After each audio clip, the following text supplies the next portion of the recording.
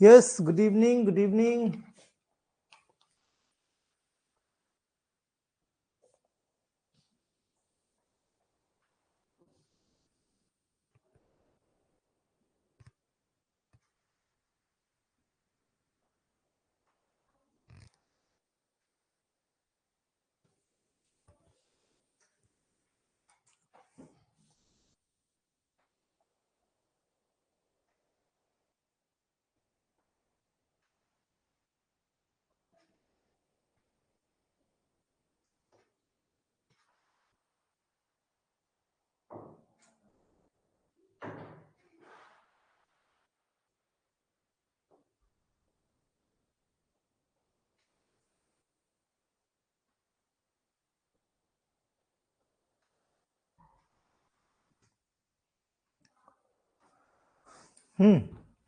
Compounding in hospital का last topic है आज, है ना।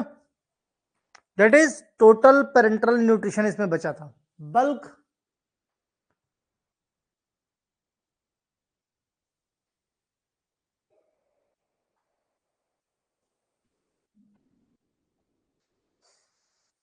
फर्स्ट ईयर का मार्कशीट कॉलेज में आता है क्या? कॉलेज में नहीं आता है, कॉलेज के पास टीआर सीट रहती है और कॉलेज जो है खुद बना के देता है। ठीक। दुर्गेश तिवारी क्वेश्चन है, क्या पेपर सॉल्व किए हुए अपलोड हो सकते हैं क्या? ये समय बताएगा कि अगर मेरे पास टाइम रहा। इवन बहुत सारे कई सारे पेपर मैंने सॉल्व करके अपलोड ऑलरेडी कर रखे हैं, समझ गए। अब 100% पेपर तो किए नहीं जा सकते, लेकिन सभी सब्जेक्ट का मेरी कोशिश यही है कि एटलीस्ट एक एक पेपर सभी सब्जेक्ट का क्वेश्चन आंसर के साथ हिंदी और अंग्रेजी में सॉल्व करके अपलोड कर दिया जाए। ठीक है। कर्नाटका बोर्ड का रिजल्ट देखो, अभी वेट करो, है ना, अभी समय है आने में। ठीक है।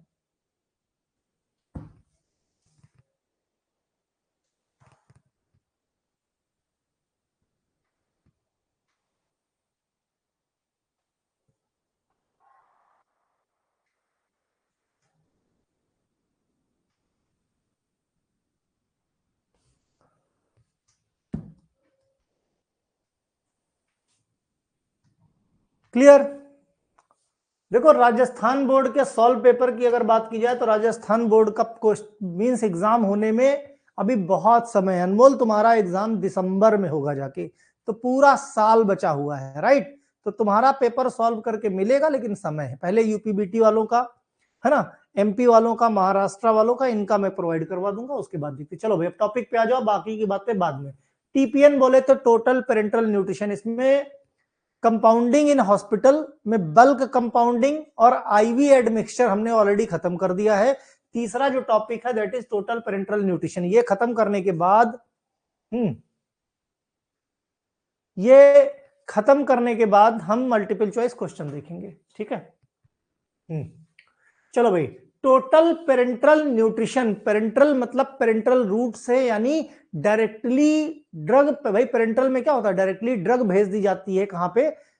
ब्लड स्ट्रीम में, है ना, सीधा ब्लड स्ट्रीम में। तो यहां पे क्या है, टोटल पेरेंटल न्यूट्रिशन, यानी जो न्यूट्रिशन दिया जा रहा है वो पेशेंट को सीधे सीधे ब्लड स्ट्रीम में दिया जा रहा है। भाई पेरेंटल प्रिपरेशन में ऐसी प्रिपरेशन जो डायरेक्टली ब्लड स्ट्रीम में दी जाती है पेशेंट को। तो यहां पे टोटल पेरेंटल न्यूट्रिशन की बात की जा रही, मींस ऐसे पेशेंट, है ना, ऐसे पेशेंट जो कि यूपीबीटी में तो मैं खुद ही बैठा हूं यार, इसीलिए तो यूपीबीटी वालों को टेंशन लेने की जरूरत नहीं, क्योंकि वहां तो मैं खुद हूं, राइट। तो कहने का मतलब ऐसे पेशेंट जो कोमा में हैं, ऐसे पेशेंट जो बेहोश हैं, ऐसे पेशेंट जिनको किसी तरह की कोई दिक्कत है और वो ओरल रूट से नहीं खा सकते हैं, ठीक, या फिर उनका जो डाइजेस्टिव सिस्टम है, एलिमेंट्री कैनाल है, वो सही से काम नहीं कर रहा है, बड़े बड़े एलिमेंट्री कैनाल में घाव हो गए हैं।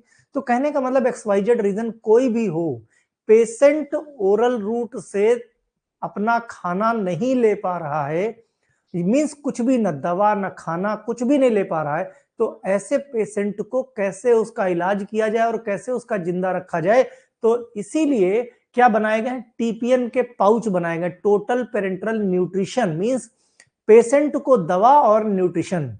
न्यूट्रिशन में सारे इलेक्ट्रोलाइट्स भी होंगे, मिनरल्स भी होंगे, विटामिन्स भी होंगे, प्रोटीन भी होगा, कार्बोहाइड्रेट भी होगा, पानी भी होगा, लिपिड भी होगा। जो चीजें हमें खाने पानी से मिलती है वो सारी चीजें हम टीपीएन में यानी पेरेंटल फॉर्म में डाल देते हैं और आईवी रूट से डायरेक्टली पेशेंट के ब्लड में इंसर्ट कर देते हैं। भाई तुम ओरल रूट से भी कुछ भी खाते हो तो पेट में जाके डाइजेस्ट होता है और डाइजेशन के बाद वो क्या होता है, जाके आपकी स्मॉल इंटेस्टाइन में एब्जॉर्ब होता है। जब तक वो एब्जॉर्ब नहीं होगा, मींस जब तक वो ब्लड में नहीं पहुंचेगा तब तक आपके किसी काम का नहीं, और जब ब्लड में पहुंच जाएगा तो फिर आपकी बॉडी की जो सेल्स होती हैं वो एनर्जी प्रोडक्शन में हेल्प लेती हैं उससे, राइट। ठीक उसी तरीके से यहाँ पे डाइजेशन जो पार्ट है वो स्किप कर दिया गया है, ठीक है, स्किप कर दिया गया है।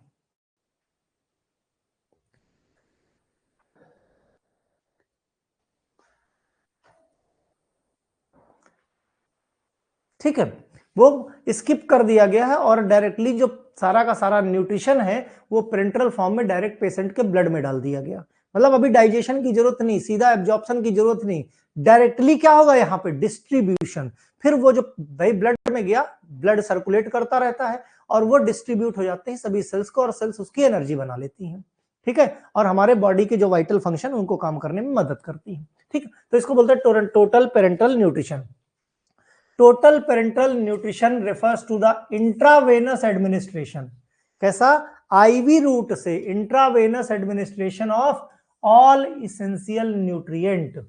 पेरेंटल फॉर्म में सारे न्यूट्रिएंट जो कि बॉडी के लिए जरूरी हैं वो इंट्रावेनस फॉर्म में बॉडी में के अंदर ब्लड के अंदर इंट्रोड्यूस कर दिए जाते हैं। और वो इसेंशियल न्यूट्रिएंट क्या क्या हो सकते हैं, कार्बोहाइड्रेट होगा, प्रोटीन होगा, फैट होगा, विटामिन होगा, मिनरल होगा, इलेक्ट्रोलाइट होगा और पानी होगा, वाटर होगा। इन सब चीजों को मिला के एक पेरेंटल प्रिपरेशन बनाया जाता है जो आईवी रूट से डायरेक्टली पेशेंट के ब्लड स्ट्रीम में यानी ब्लड में डाल दिया जाता है, ठीक है, ब्लड में डाल दिया जाता है। TPN used when the patient cannot obtain adequate nutrition through the oral या इंटरल फीडिंग ट्यूब।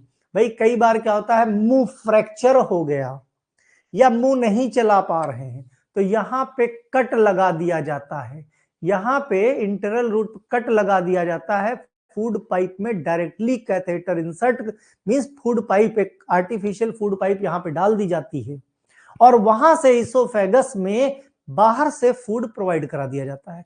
लेकिन यहाँ पे केस क्या है, ये भी यहां से भी नहीं ऑप्शन है, मुंह से भी नहीं ऑप्शन है, तो फिर क्या करना है, जितना भी न्यूट्रिएंट जरूरी है उसका पेरेंटल प्रिपरेशन बना लेते हैं और फिर डायरेक्टली आईवी रूट से ब्लड स्ट्रीम में दे दिया जाता है, जो कि हमारे बॉडी को न्यूट्रिशनल सपोर्ट देता है और इसमें क्या है, कंप्लीट डाइजेस्टिव सिस्टम बाईपास हो जाता है।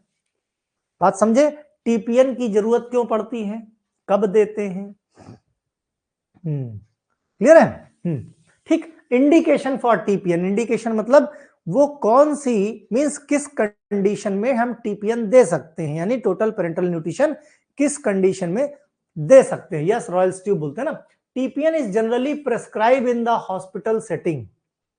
कहां पे, टीपीएन कोशिश यही करते हैं कि हॉस्पिटल में पेशेंट को एडमिट करके दिया जाए।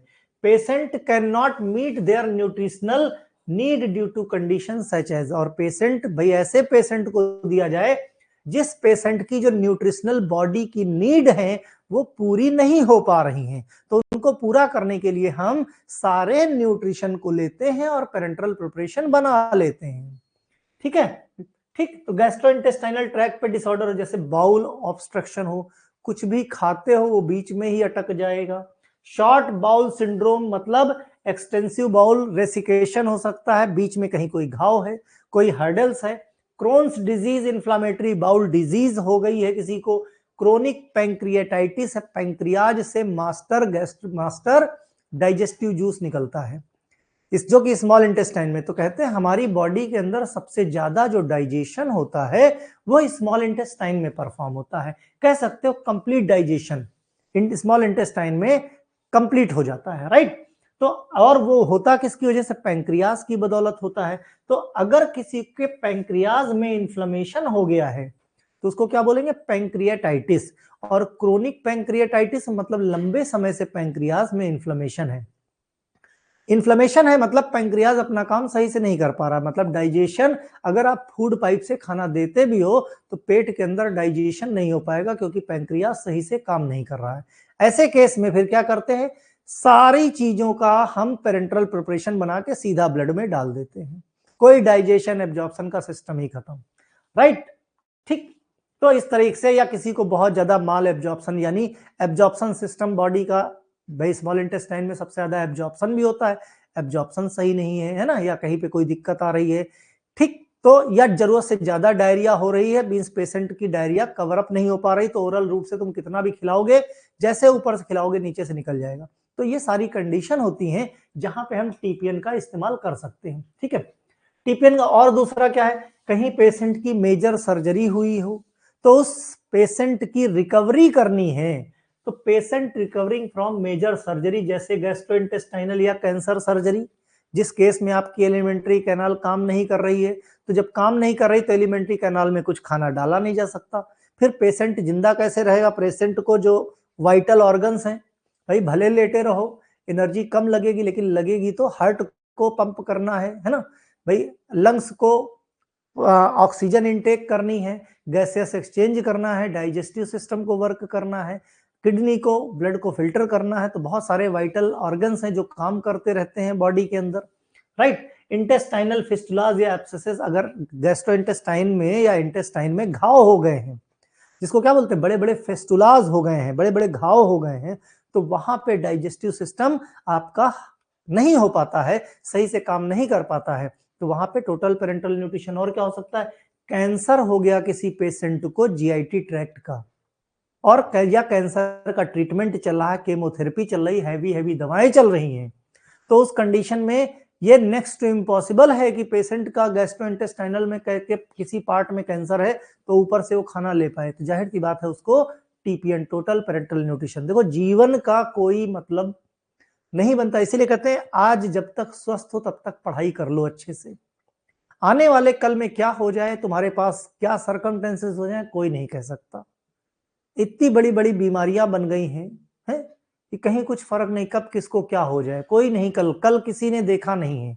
तो आज में जियो और आज को पूरी तरह यूटिलाइज करो, ताकि आने वाला कल अगर बुरा भी हो तो हमारा आज कल के लिए सपोर्ट सिस्टम बन के खड़ा हो जाए। लेकिन तुम आज को बर्बाद कर दोगे तो आने वाला कल अगर बुरा आया तब तो तुम खुद ही बर्बाद हो जाओगे। तो कोशिश करो कि आज जो है हमारा फाइनल है, इस तरीके से अपनी मेहनत करो कि हम आने वाले कल के लिए अपने आप को तैयार कर रहे हैं, ठीक है। ठीक, क्लियर। या किसी पेशेंट को क्रिटिकल इलनेस हो गई हो, किसी पेशेंट को ट्रॉमा हो गया है, एक्सीडेंट हो गया है, ठीक है, सीवियर गैस्ट्रोइंटेस्टाइनल डिसऑर्डर्स है, कुल मिला के ओवरऑल इन सब चीजों का मतलब यही है कि डाइजेस्टिव सिस्टम काम नहीं कर रहा है, गैस्ट्रोइंटेस्टाइनल ट्रैक्ट जो जीआईटी ट्रैक्ट है वो सही से काम नहीं कर रहा है। तो उस कंडीशन में अगर पेशेंट को खाना खिलाते हो आप, चाहे लिक्विड खिलाओ चाहे सॉलिड खिलाओ, वो पूरी तरह से डाइजेस्ट नहीं होगा, अगर डाइजेस्ट हुआ तो एब्जॉर्ब नहीं होगा, अल्टीमेटली वो आपके ब्लड में नहीं पहुंच पा रहा है। और अगर ब्लड में नहीं पहुंच पा रहा है तो जाहिर सी बात है आपको एनर्जी नहीं मिल सकती, तुम चाहे जितना हेल्दी खा लो, अगर वो डाइजेस्ट होके एब्जॉर्ब होके ब्लड में नहीं पहुंचा तो तुम चाहे जितना वीआईपी, चाहे जितना अच्छा, चाहे जितना हेल्दी खाना खा लो, उस खाने का कोई मतलब नहीं है। खाना, न्यूट्रिशन तुम्हारे ब्लड में पहुंचना चाहिए, जब तक ब्लड में नहीं पहुंचेगा तब तक आपकी बॉडी के सेल्स उसका यूटिलाइजेशन नहीं कर सकती, राइट।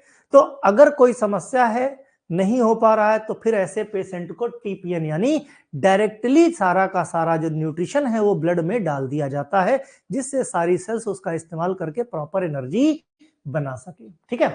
कंपोनेंट ऑफ टीपीएन की बात करें, भाई टीपीएन बनाने के लिए क्या क्या चाहिए, तो सारा न्यूट्रिएंट चाहिए, भाई कार्बोहाइड्रेट चाहिए क्योंकि भाई मेन सोर्स एनर्जी का होता है। प्रोटीन अमीनो एसिड्स चाहिए, भाई प्रोटीन्स चाहिए क्योंकि बॉडी के अंदर मसल्स को बनाना और टिश्यू को रिपेयर करने के लिए प्रोटीन की जरूरत पड़ती है।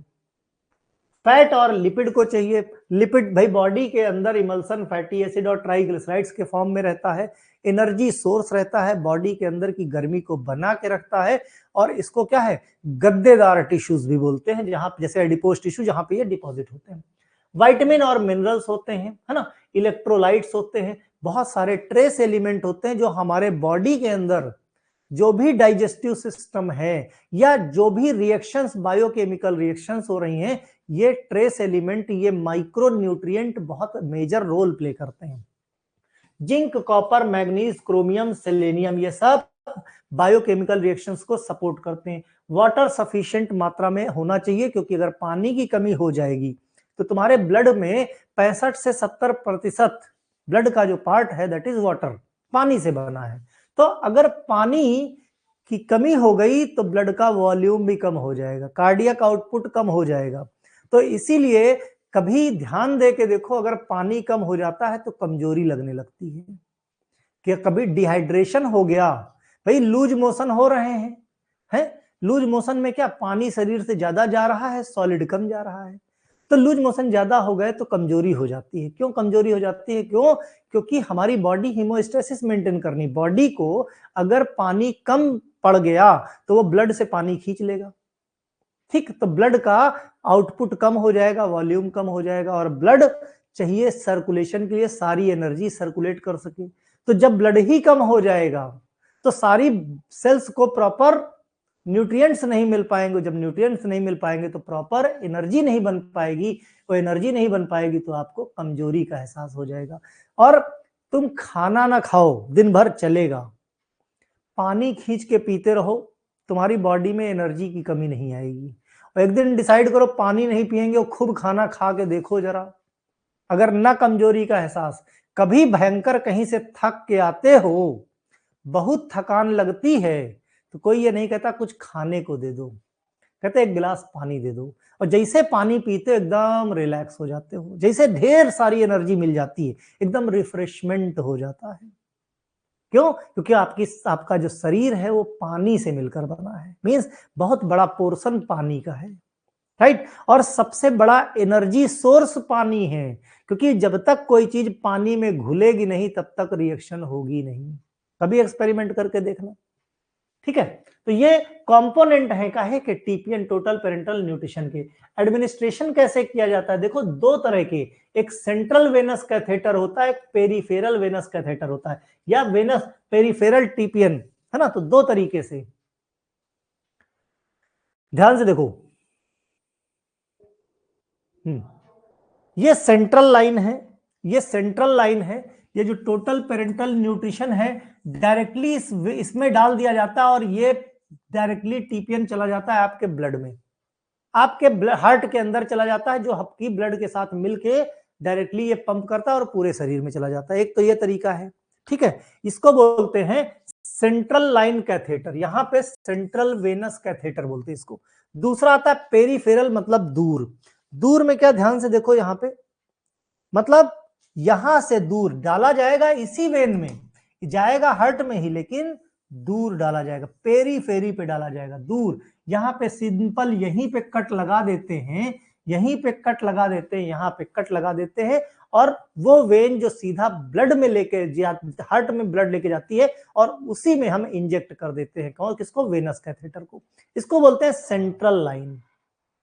तुम्हारे चाचा को लगा था, ठीक है। और पेरिफेरल मतलब सेंट्रल से दूर, दूर मतलब यहाँ हाथ पे, यहाँ हाथ पे कट करते हैं और यहाँ लगा देते हैं, इसको बोलते हैं पेरिफेरल, ठीक है। तो दो तरीके से टीपीएन, टोटल पेरेंटल न्यूट्रिशन को एडमिनिस्टर किया जाता है, राइट। ये दो तरीके होते हैं। फिर बात करते हैं बेनिफिट क्या है भाई, क्या फायदे हैं टोटल पेरेंटल न्यूट्रिशन के? तो फायदे, किसी को माल न्यूट्रिशन है, किसी की बॉडी में न्यूट्रिशन की कमी है, जिसकी वजह से सारे काम नहीं हो पा रहे हैं, तो उस टीपीएन देने से माल न्यूट्रिशन खत्म हो जाएगा, ठीक हो जाएगा। बॉडी वेट मेंटेन नहीं हो पा रहा है, बॉडी का फंक्शन प्रॉपर नहीं है, राइट। अब बॉडी वेट मेंटेन नहीं है मतलब न्यूट्रिशन की कमी, help maintaining the weight, energy level and proper functioning the organ system. जैसे मैं बहुत देर से बोल रहा हूँ, है ना, 3 घंटे से खड़े होकर क्लास ले रहा हूँ सपोज करो, या बाकी टीचर्स को देखते होगे, होते होते होते होते क्या लेजीनेस आने लगती, थकान सी लगने लगती है, एनर्जी की कमी। फिर क्या करते हैं, 1 गिलास पानी पी लेते हैं। 1 गिलास पानी पीते रिफ्रेशमेंट आ जाता है, बिल्कुल एनर्जेटिक हो जाते हैं। कोई ग्लूकॉन डी थोड़ी पी लिया, कोई ताकत की दवाई थोड़ी खा ली, खाली पानी, पानी में बहुत ताकत है, समझ लो। हाइड्रेशन रखना, अपने आप को हाइड्रेट रखना मींस एनर्जेटिक रखना, ठीक है। Support recovery from the illness और सर्जरी, कोई बड़ी सर्जरी हुई है, कोई बड़ी बीमारी हुई, उससे रिकवरी करनी है ना, तो जाहिर सी बात इतना न्यूट्रिशन नहीं बॉडी एब्जॉर्ब कर पा रही, सही से खा नहीं पा रहे हो, सही से डाइजेस्ट नहीं कर पा रहे हो, सही से एब्जॉर्ब नहीं कर पा रहे हो, तो डॉक्टर क्या बोलता है, टोटल पेरेंटल न्यूट्रिशन टीपीएन के 2 पाउच चढ़ेंगे, है ना, तो चढ़ा देते हैं और पेशेंट रिकवर हो जाता है। अब कॉम्प्लिकेशन क्या हो सकते हैं, कॉम्प्लिकेशन ये हो सकते हैं कि जहां पे सेंट्रल लाइन में कट करके ये वीगो लगाया गया है ना, लगाया गया, वहां पे इन्फेक्शन हो सकता है, जहां से वेनस एक्सेस है लंबे समय तक, वहां पे इन्फेक्शन हो सकता है, या मेटाबॉलिक इम्बैलेंस हो सकता है, जैसे हाइपरग्लाइसीमिया या हाइपोग्लाइसीमिया। भाई जैसे ग्लूकोज मैनेजमेंट है, बाहर से भाई इस पेरेंटल न्यूट्रिशन में ग्लूकोज भी होगा, आपकी बॉडी में भी बन रहा है, तो कई बार ये मिसबैलेंस मींस इम्बैलेंस हो जाता है, कई बार हाइपरग्लाइसीमिया और कई बार हाइपोग्लाइसीमिया हो सकता है। इलेक्ट्रोलाइट का इम्बैलेंस ज्यादा या कम हो सकता है, भाई हम बाहर से डाल रहे हैं तो मेजरमेंट अंदर हमने कोई पैरामीटर थोड़ी डाल रखा है कि उसको देखें, भाई जैसे बॉटल में मान लिया कोई चीज भर रहे हो ट्रांसपेरेंट बॉटल में, तो दिखता है अच्छा यहां तक पहुंचा, अच्छा यहां तक पहुंचा, जब एंड तक पहुंचा तो हम रोक देते हैं भरना, क्योंकि बॉटल भर गई है। ठीक उसी तरीके से जब हम अपनी बॉडी के अंदर देना शुरू करते हैं टीपीएन, तो ये नहीं अंदाजा है कि वहां पे इलेक्ट्रोलाइट कितना है, ग्लूकोज लेवल क्या है, और हम बाहर से देते चले जा रहे हैं, है ना, जितना डॉक्टर ने बोल दिया रिक्वायर्ड है, जितना रिक्वायर्ड है। कोई ऐसा तो है नहीं कि हमने भाई हमने एक से डाला या 1 यूनिट हमने चढ़ाया, उसके बाद फिर टेस्ट करते हैं, दूसरी यूनिट चढ़ाया फिर टेस्ट करते हैं, ऐसा कोई प्रोसीजर तो है नहीं। तो ये प्रॉब्लम्स आ जाती है, इलेक्ट्रोलाइट इम्बैलेंस, हाइपरग्लाइसीमिया या हाइपोग्लाइसीमिया या फैटी एसिड इम्बैलेंस के इश्यूज आ जाते हैं। लीवर डिसफंक्शनिंग, अगर लंबे समय तक कोई पेशेंट सिर्फ टीपीएन पे है, टोटल पेरेंटल न्यूट्रिशन पे है, तो उसका लीवर डिसफंक्शनिंग हो सकता है, characterized by the elevated liver enzyme, क्योंकि जो लीवर एंजाइम है भाई, जब लीवर क्या है, एंजाइम सिक्रीट करता है, वो क्या करता है, डिटॉक्सिफिकेशन यानी फर्स्ट पास मेटाबॉलिज्म। अब ओरल रूट से कुछ खाया नहीं जा रहा है, जब ओरल रूट से खाया नहीं जा रहा तो फर्स्ट पास मेटाबॉलिज्म नहीं हो रहा है, फर्स्ट पास मेटाबॉलिज्म नहीं हो रहा, तो लीवर जो एंजाइम सिक्रीट कर रहा है, वो एंजाइम का लेवल लीवर में बढ़ता चला जाएगा, और धीरे धीरे करके कहते हैं ना कि आलसी हो जाएगा लीवर, आलसी हो जाएगा लीवर। जैसे कोई काम नहीं होगा तो क्या करोगे, जैसे एग्जाम टाइम होता है फुल एक्टिव रहते हैं, किसी बच्चे को एग्जाम टाइम पे नींद नहीं आती, इवन पूरा दिन ट्रेवल करता है, वहां जाके पेपर देता है, सुबह जल्दी भी उठ जाता है, फिर भी रात में देर तक नींद नहीं आती, सुबह जल्दी उठ जाता है? और ऐसे नॉर्मल डेज में दिन अच्छे नहीं चल रहे हैं, सुबह उठने का मन नहीं करता, रात में जल्दी नींद आ जाती है, होता है कि नहीं होता है?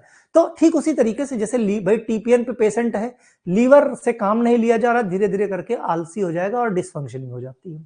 Thrombosis, blood clot can form the central venous catheter leading to complication. अगर सेंट्रल वेनस कैथेटर से सेंट्रल लाइन से टीपीएन दिया जा रहा है तो कई बार ब्लड क्लॉट हो जाता है, थ्रोम्बोसिस हो जाती है, ब्लड क्लॉट होने से फिर कई सारे कॉम्प्लिकेशंस, कई सारे इश्यूज आने शुरू हो जाते हैं।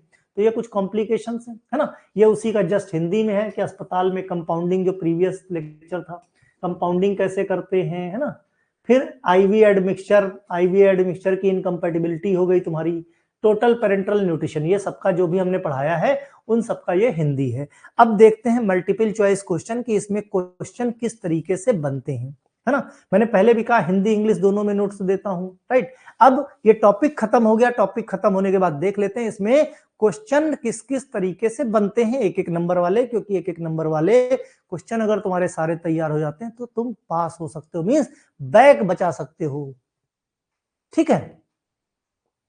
Yes, what is the primary purpose of IV admixture services in hospital, बताओ भाई, what is the primary purpose of IV admixture services in hospital. Yes, IV route से सॉल्यूशन देना और मेडिकेशन देना, सिंपल है ना। फिर which of the following is common incompatibility in IV admixture. Common incompatibility क्या हो जाती है आईवी एडमिक्सचर में? कॉमन इनकम्पेटिबिलिटी कई बार विजुअल इनकम्पेटिबिलिटी हो जाती है, हमने पढ़ाया भी था, याद करो। प्रेसिपिटेशन हो जाता है, कैल्शियम और फास्फेट को अगर एक साथ दे दिया जाए तो दोनों प्रेसिपिटेट कर जाते हैं। कई बार एंटागोनिज्म हो जाता है, कई बार सिनर्जिस्टिक इफेक्ट हो जाता है ना। What is the role of laminar flow hood in IV admixture precipitation, sorry preparation? IV admixture के प्रिपरेशन में लैमिनार एयर फ्लो हुड का क्या काम है? ऑलरेडी एक्सप्लेन किया था लैमिनार एयर फ्लो। यस, बोलो भाई। Yes, it provide in sterile environment. Sterile environment देता है बेटा, ये स्टेराइल मेडिकेशन नहीं देता, ये खाली लैमिनार फ्लो बेंच है। लैमिनार फ्लो जहां यूवी रेडिएशन और ऊपर से फैन रहता है, तो ये इसकी वजह से यहां पे कंटामिनेशन नहीं रहता है, एसेप्टिक एरिया। तो ये एरिया देता है, दवाई थोड़ी देता है। दवा को स्टरलाइज नहीं करता है, एरिया को स्टरलाइज करता है कि इस एरिया में जब आप काम करोगे, आईवी एडमिक्सचर बनाओगे तो कोई भी कंटामिनेशन नहीं होगा। तो laminar flow hood provide the sterile environment for preparation the IV admixture. Clear है? What is the recommended method for checking IV admixture compatibility? Yes, recommended method कौन सा है IV admixture चेक करने के? सारे के सारे हैं। विजुअल इंस्पेक्शन भी करेंगे, केमिकल एनालिसिस भी करेंगे, जो रेफरेंस रहते हैं कंपैटिबिलिटी टेस्टिंग के उसको भी चेक करेंगे। राइट?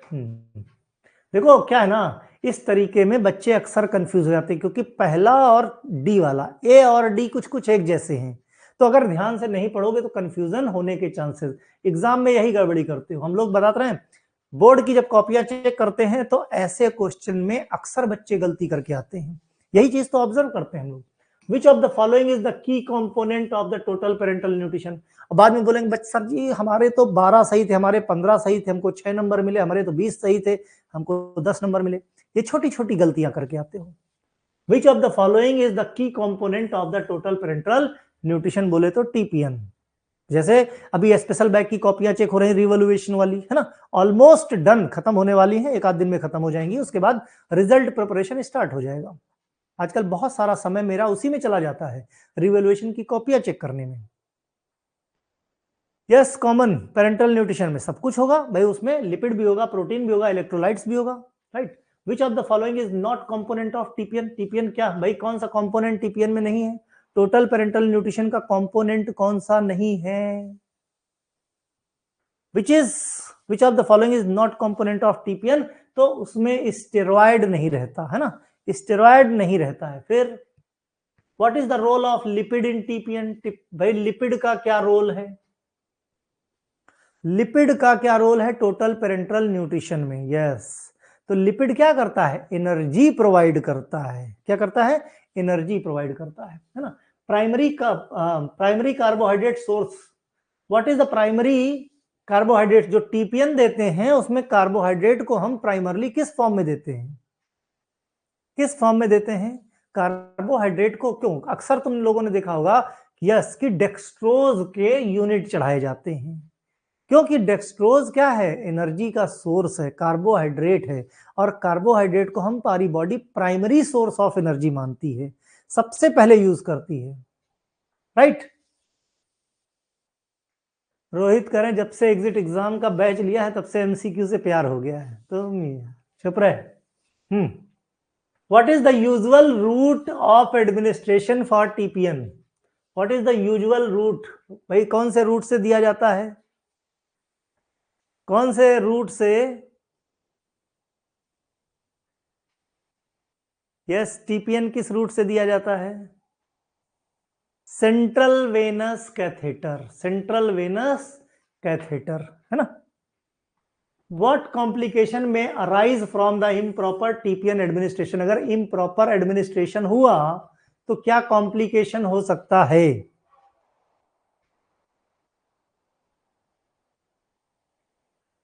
देखो कॉम्प्लिकेशन का केस अगर माना जाए तो कॉम्प्लिकेशन हाइपोग्लाइसीमिया, हाइपरग्लाइसीमिया भी हो सकता है, लेकिन जो मेन जाता है that is dehydration. That is main क्या है? डिहाइड्रेशन, हाइपरटेंशन नहीं है ना, डिहाइड्रेशन। ठीक। Which of the following patient would most likely require to TPN? Which of the following patient would most likely required TPN? कोशिश करूंगा कि हिंदी और इंग्लिश में जितने भी बोर्ड हैं सभी बोर्ड के एटलीस्ट एक एक पेपर एग्जाम से पहले सॉल्व करके अपलोड कर दूं सॉल्व फॉर्म में, जिससे तुमको ये अंदाजा लग जाए कि 3 नंबर में कितना लिखना है, 5 नंबर में कितना लिखना है। इवन देखो एमसीक्यू और फिल इन द ब्लैंक्स तो वैसे भी मैं पीडीएफ अपलोड करता रहता हूं, वो देखते रहा करो तुम लोग, right. Which of the following patient would most likely require TPN? कौन? ऐसे पेशेंट जो कि मेजर सर्जरी, या कह सकते हो कि patient with severe malabsorption syndrome, जैसे पेशेंट जो इनको क्या है, माल एब्जॉर्प्शन। देखो माइनर के केस में कुछ नहीं, माइनर सर्जरी, माइनर डिसबैलेंस तो होता ही रहता है ना, कभी किसी का पेट गड़बड़ हो गया, किसी की छोटी मोटी सर्जरी, हर चीज में टीपीएन नहीं देते। भाई आपने खाना खाया, डाइजेस्ट हुआ, लेकिन एब्जॉर्ब नहीं हो पाया, स्मॉल इंटेस्टाइन में एब्जॉर्ब नहीं हुआ, मतलब माल एब्जॉर्प्शन। तो माल एब्जॉर्प्शन सिंड्रोम चाहे जितना खवाए लो, अगर वो एब्जॉर्ब होके ब्लड में पहुंचेगा नहीं तो किसी काम का नहीं, तो ऐसे पेशेंट को टीपीएन प्रोवाइड कराया जाता है। What is the hospital compounding primarily used for? क्यों किया जाता भाई? हॉस्पिटल के अंदर कंपाउंडिंग, बल्क कंपाउंडिंग क्यों की जाती है? क्योंकि बहुत सारे ऐसे पेशेंट होते हैं जिनको पर्सनलाइज मेडिकेशन दिया जाता है। अब तो देखो कंपाउंडिंग बहुत कम हो गया है, ये 50 से 60 के दशक में, 30 से 40 के दशक में जब एफडीए अप्रूव्ड दवाओं की संख्या कम हुआ करती थी, उस समय पेशेंट को पर्सनलाइज दवा, भाई जैसे पीडियाट्रिक पेशेंट है, जीरियाट्रिक पेशेंट है, जिनका डोज एडजस्टमेंट करना है, मतलब डोज कस्टमाइज किया गया, तो क्रिएट किया गया पर्सनलाइज, पर्सन के लिए स्पेशली डोज बनाई गई या पर्सन के लिए स्पेशली दवा बनाई गई। तो उसके लिए क्या करना पड़ेगा? कंपाउंडिंग करनी पड़ेगी। कहां पे? हॉस्पिटल प्रेमाइसेस में। विच of the following is the most commonly compounded in hospital setting? सबसे ज्यादा हॉस्पिटल सेटिंग में क्या, कौन सी दवा बनाई जाती है? टॉपिकल क्रीम और ऑइंटमेंट सबसे ज्यादा बनाई जाती है, right. Which of the following best define bulk compounding? Bulk compounding को बेस्ट डिफाइन किस तरीके से कर सकते हो? बल्क कंपाउंडिंग को compounding for specific batch medication for multiple patient.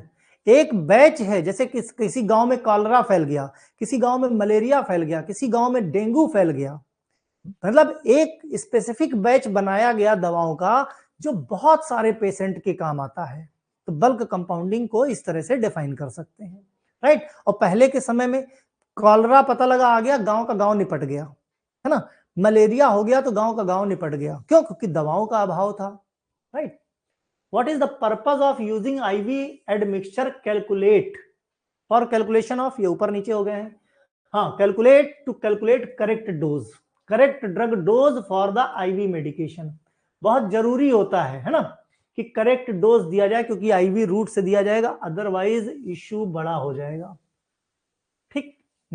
Which device is commonly use to prepare sterile IV admixture in hospital? कौन सी आईवी एडमिक्सचर बनाना है तो कहां बनाओगे? एसेप्टिक एटमॉस्फेयर में। एसेप्टिक एटमॉस्फेयर कौन देगा? लेमिनार फ्लो हुड देगा, ठीक है। Which of the following is example of drug incompatibility? Drug incompatibility का सबसे बढ़िया एग्जाम्पल क्या है भाई? सबसे बड़ा कोई एक, भाई दो ड्रग दी गई, एक ड्रग दी गई, दूसरी ड्रग उसमें मिला दी गई और ड्रग ने प्रेसिपिटेट बना लिया, क्रिस्टल्स बना लिए, तो ये क्या है? इनकम्पेटिबिलिटी। दोनों एक साथ लिक्विड में रह ही नहीं सकते, दोनों एक अलग अलग लिक्विड में है, दोनों को एक साथ मिला दोगे तो सॉलिड में हो गए, इसको बोलते हैं इनकम्पेटिबिलिटी, राइट।